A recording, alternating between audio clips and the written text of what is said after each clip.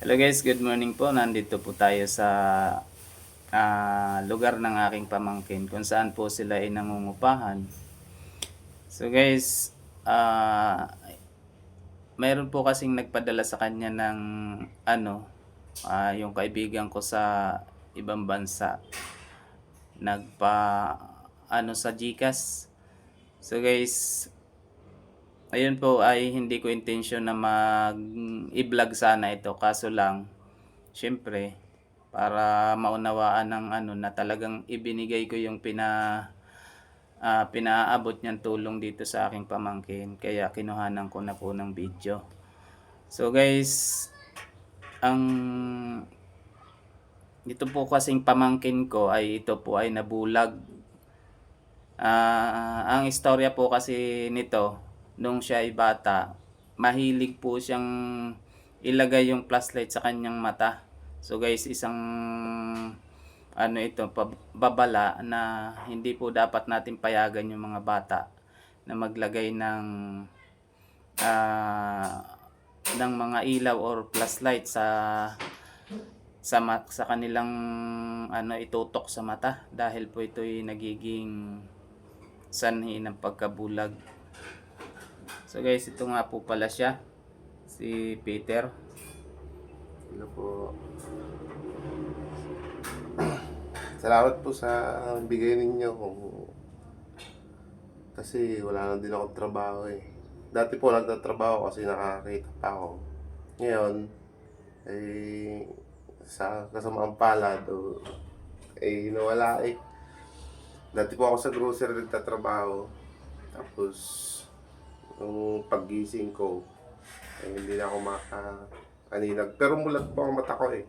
Sabi ng mga doktor kuan daw, retina detachment. Sa sobrang sipag siguro. Kaya nawala na din ang mata. Buso din sa katawan. Kaunti pa sanang natitirang paningin. Yun.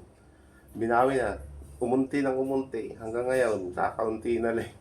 Pinagtsatsagaan na lang. Yun, maraming salamat po.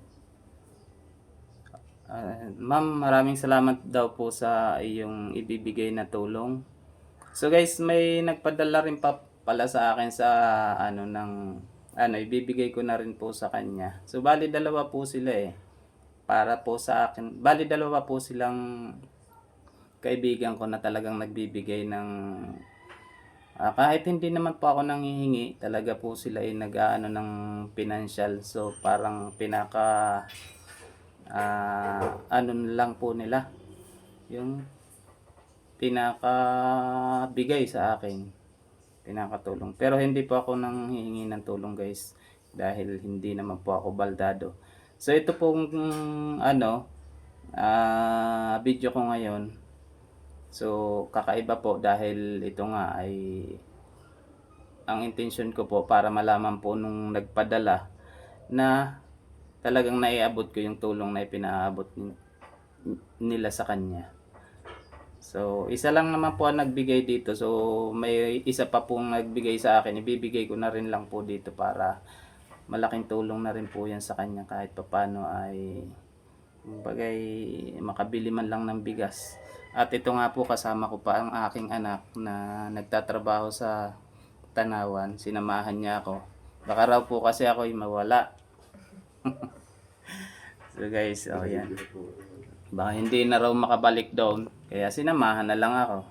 Ayan po, malaking tao to, napakasipag po sana itong pamangkin ko, kaso nga lang ito, kasamaan palad ay nawala ang pangpaningin, kaya yan, wala pong tigil ng trabaho dati. So guys, sobrang sipag po pala ay hindi rin po maganda, dahil pagka inabuso talaga natin ang katawan, ayan ang nagiging resulta. So malimit po sa amin dati yan. Ngayon ko nga lang po nalaman na siya ay nagkaganito. Hindi naman po nauulit ng kanyang kapatid at sa kanyang ina sa akin. Kaya nung malaman ko, sabi ko dun sa aking kaibigan sa YouTube, na friend ko rin sa Messenger, sabi ko, kapag ako'y sumahod sa ano, pupunta nga ako dito.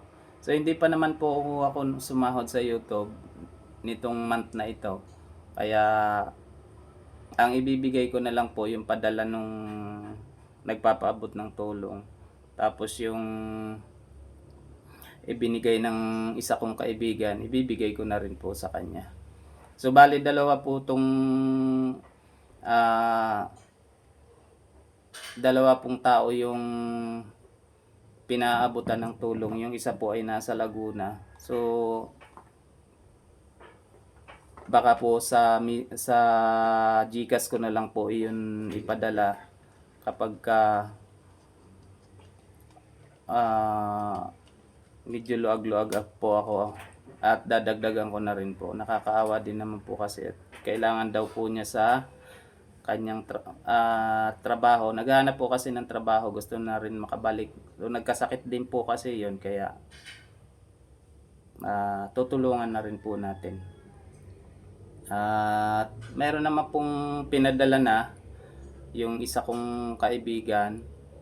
So pinaabot ko na by GCash kahapon.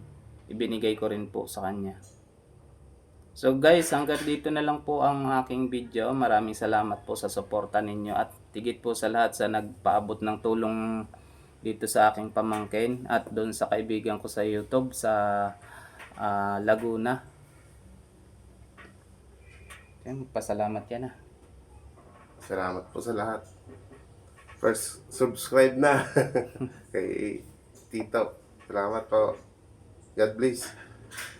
Salamat sa Diyos. Thank you guys. Hanggang dito na lang po. At kami iuwi na rin po pagkabigay ko po ng ano. So, Anong kape mo lang? ito na po. Hawakan mo anak at ko yung perang ipinaabot.